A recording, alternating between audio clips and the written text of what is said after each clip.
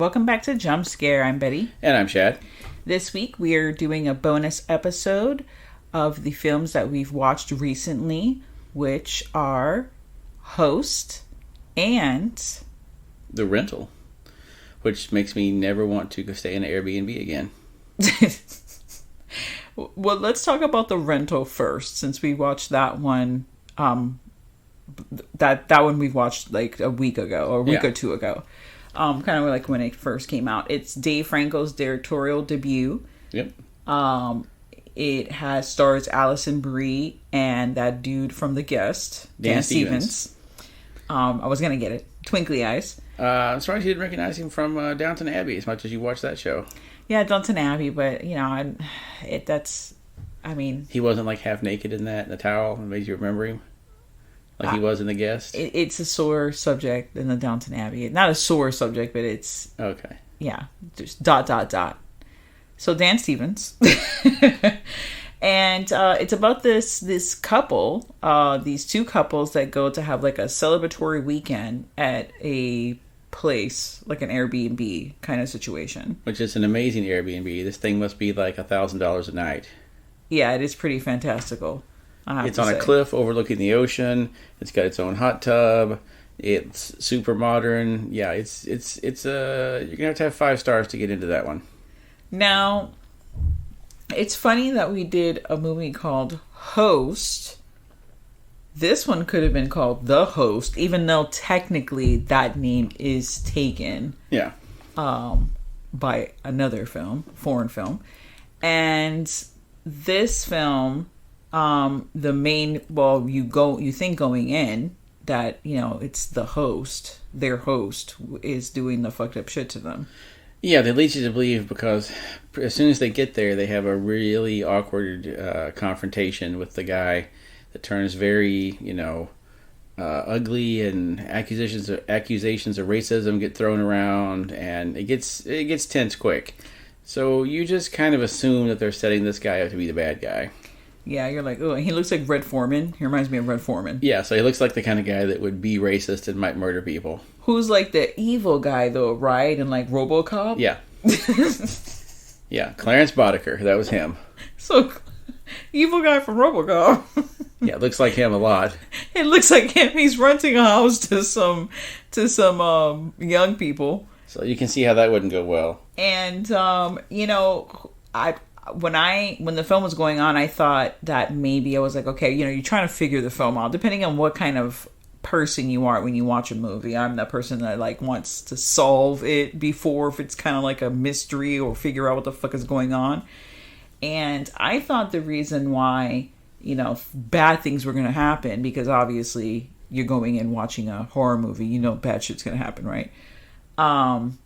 That it had something to do with the job that they had, because they were very vague-ish about what they did, which didn't really matter what their profession was, what they were celebrating. Thought it might at first, because they kept saying about it was such a big project, and yeah, you could see maybe they were trying to lead you on to something along that line. And I thought that's where the direction was going, and this took me in a whole other fucking direction. Let me just say that before we get into that, you look these movies up and you're trying to find little, who did what and who's in it and all that shit. Because I don't retain that stuff into memory.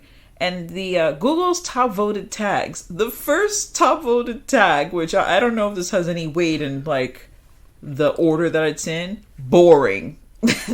Who fucking said this movie was boring? This movie, I'm not going to wait until the end to say. I really enjoyed this film. It's actually my favorite film of the year, which is saying a lot, but not saying a lot, since like 3 movies have been released this year.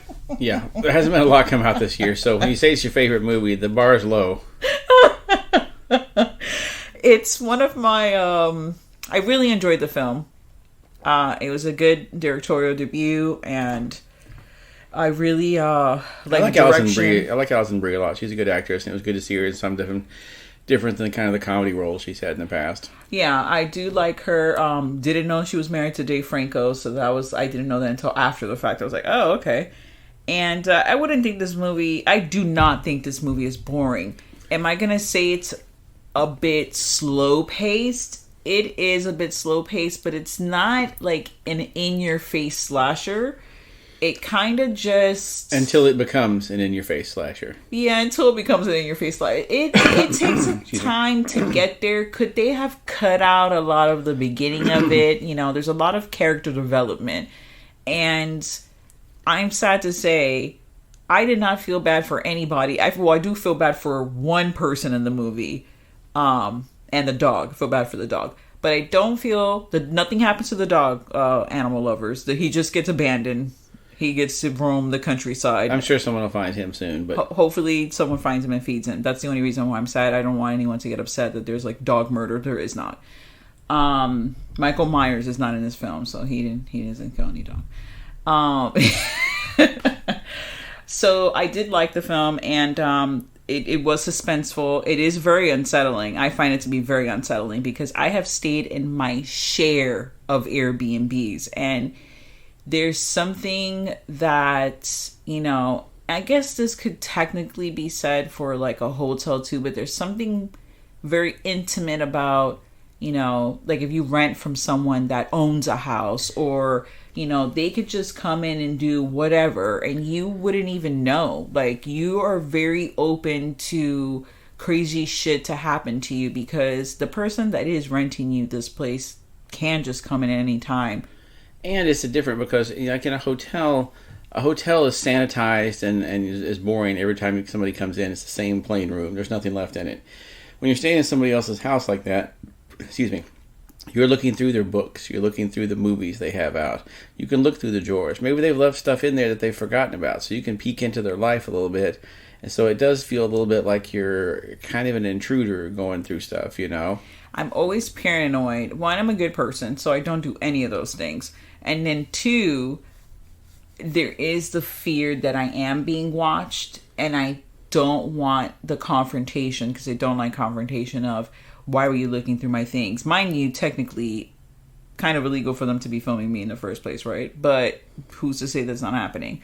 So that whole thing, the fact that this is, you're put in a situation that you've either been in yourself in real life or you're staying at a place like this. So that film takes, it's the reality of things. Like, this is happening to people all the time. You're going in and out, staying in places that are, you know, owned by, you know, people, and you're just, the trust is there that, you know, there's a thing of, I'm coming in and staying here for X amount of time, and then I'm going to leave and then go about my life.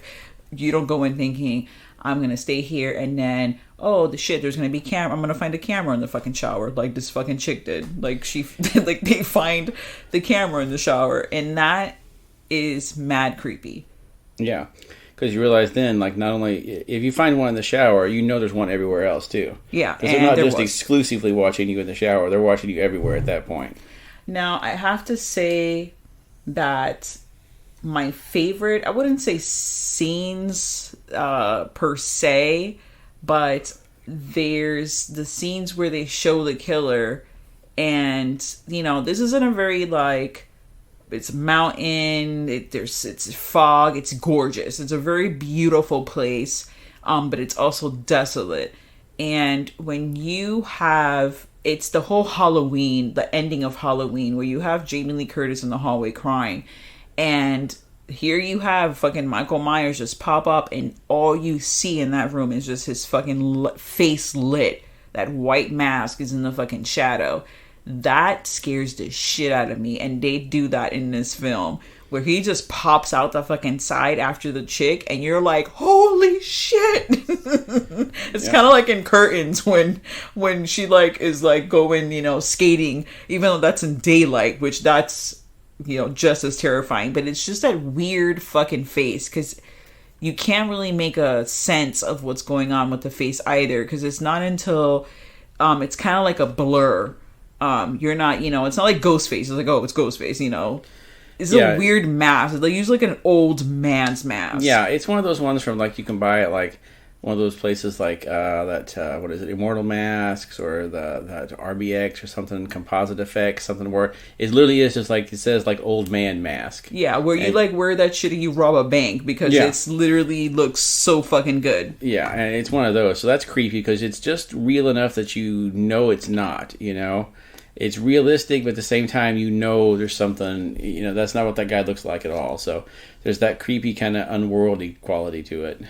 I don't feel bad for anybody in the movie. Did I say that? Yeah, I did say that. Except for one. Except for one, and the dog.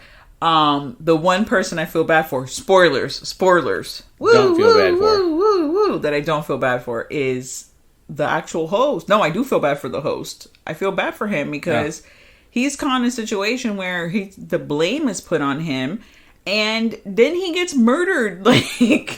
And then he gets thrown off a fucking cliff. Then he gets his face bashed in. This poor guy, mind you, he's already dead after these other terrible things happened to him. But the fact that they happened, this was just a dude that was doing his brother a favor of renting this place and being the physical person that's gonna give him the keys and tell them if you need me, blah blah blah. Is he a tad racist? Maybe, but he doesn't deserve to die. I feel like that's a little much. All he wanted to do was drink his motherfucking beer. That was it. And then he even kind of cut him a little bit of a break where he found out they had the dog and they weren't supposed to, and he just said, hey, I'm not going to turn you in for this. I like dogs. That's my brother's policy, not mine. I don't care if you have a dog. I'm fine with it. Yeah. He said it to the character that he was kind of racist to earlier.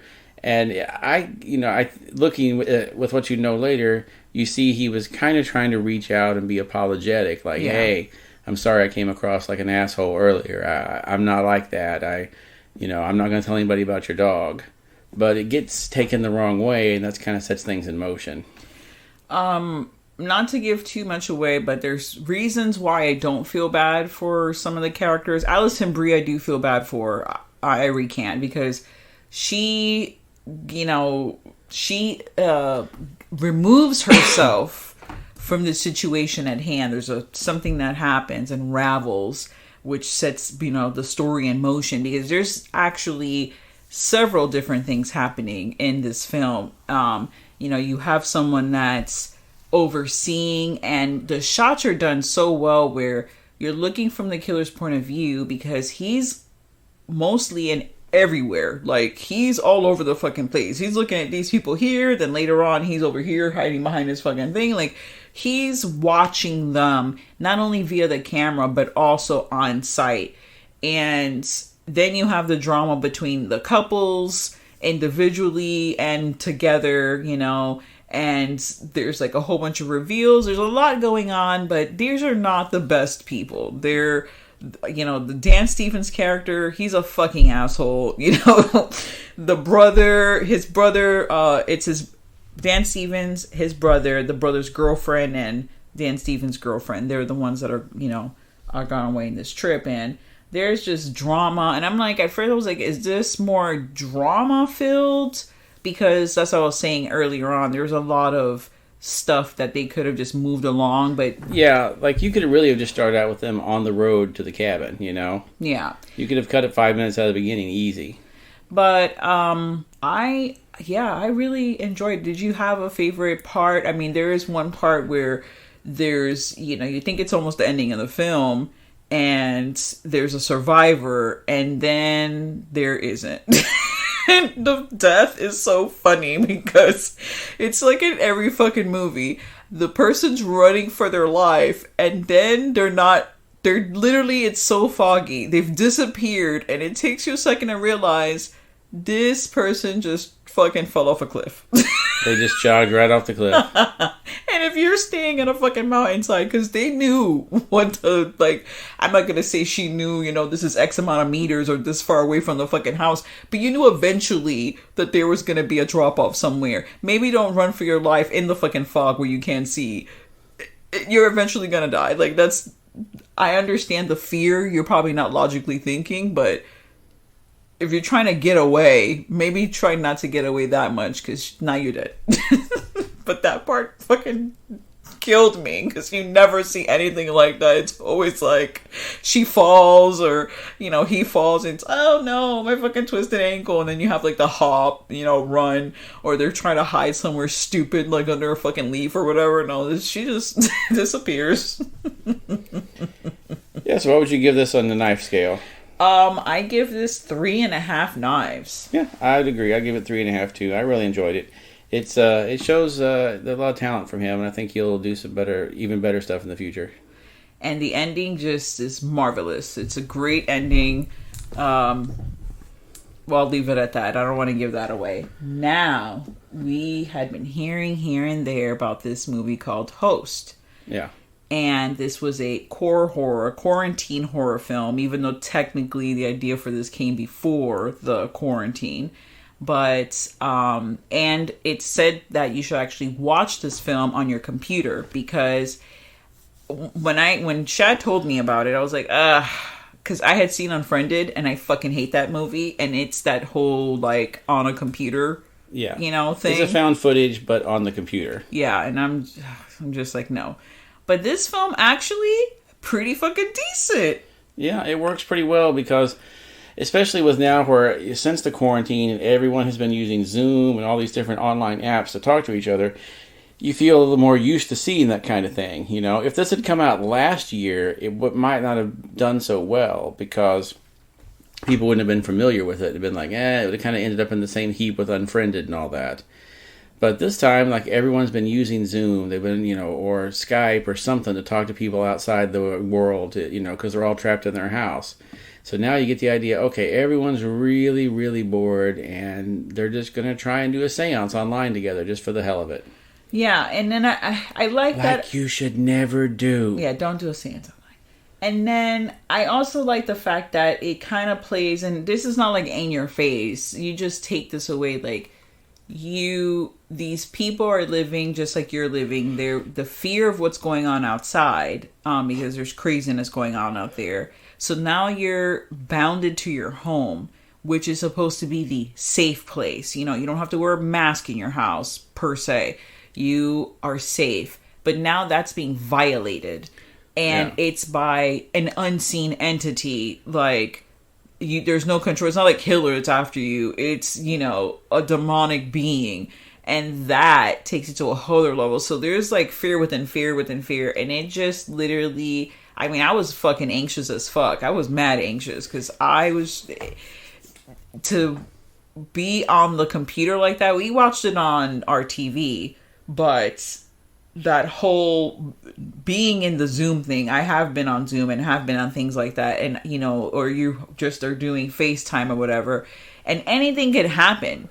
Live while we're the other person. The other person can't do shit for you because they're fucking, far away.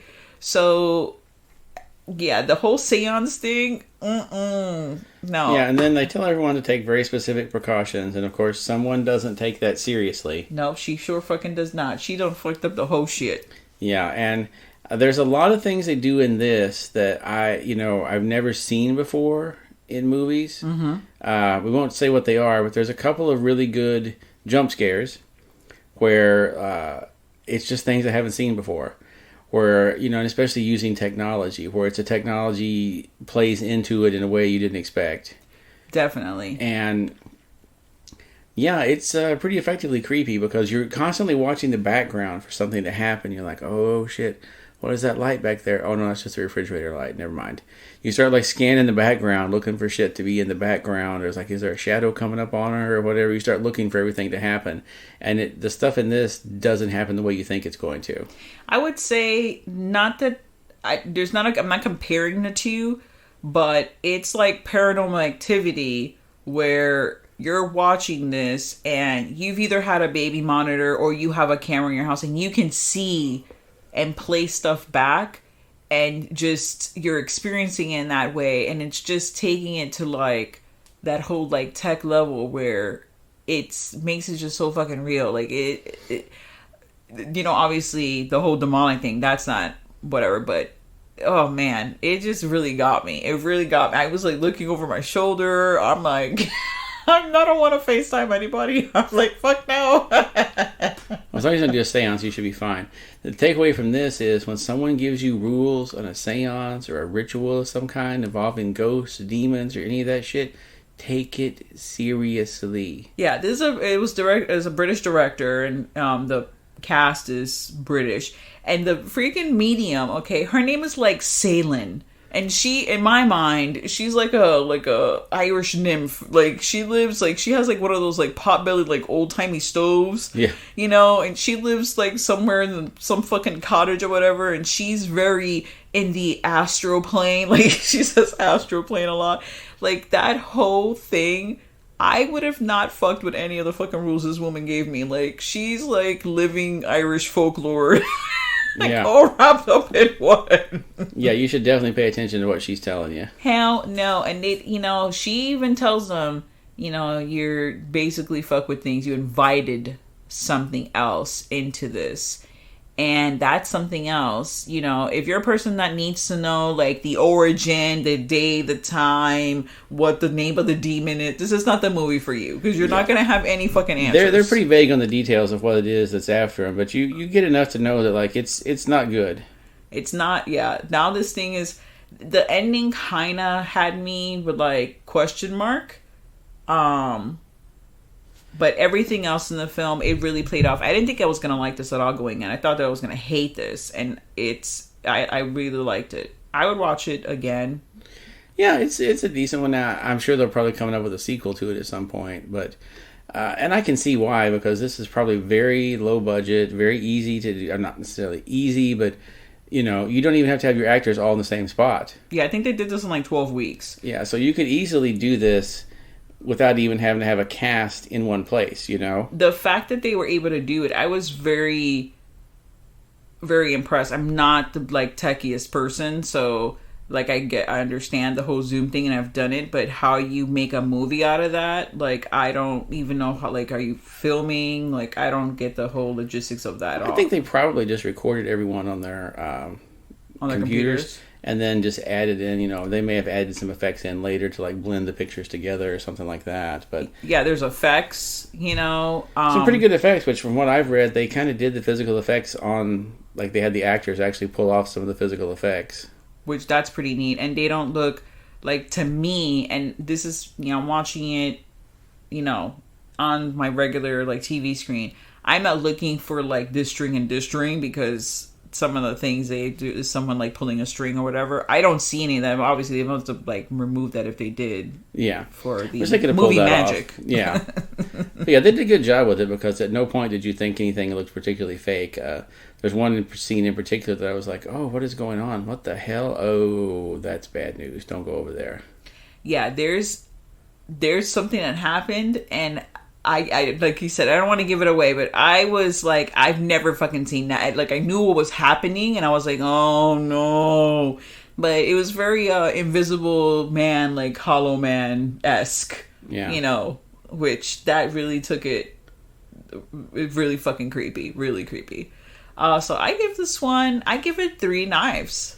Yeah, I'd say it's a good 3-knife movie. It's good. I mean, obviously it's a little limited just because of what it is. Anytime there's a found footage or like, you know, where you can be on your computer, it's a little bit limited in scope and that kind of stuff. But this one pulls it off pretty well. It's like 54 minutes long. Yeah, it's just, short. It's just under an hour, so you know it's not you don't have to spend all night watching it. Yeah, that, and then also it's only available on Shudder. Yeah. This is a Shudder film. And I kind of like the fact that it is under an hour because some of these, you know, found footage movies are a little long. If you trim them down a little bit, you'd have a little bit more, you know, a little tighter film. And this one, it gets in and out. You know, there's not a lot of time wasted. No, there isn't. It goes straight to the point. All, quote unquote, all your questions are answered. Like, you see what happens to every character, and then that's it. The movie ends. Yeah. And you're like left like, oh shit, I don't know. I have a Zoom meeting tomorrow. Might have to skip that one. Might have to skip it. I have to say there was that one of the people had like a loop video of them doing something else because you could change the backgrounds on Zoom. Yeah. And the background was her just entering a room and like grabbing a brush out of her drawer and like combing her hair. It plays while she's there. So you're like, what the fuck? Like, at first I was like, what the hell? Oh, okay. Now I get what's happening.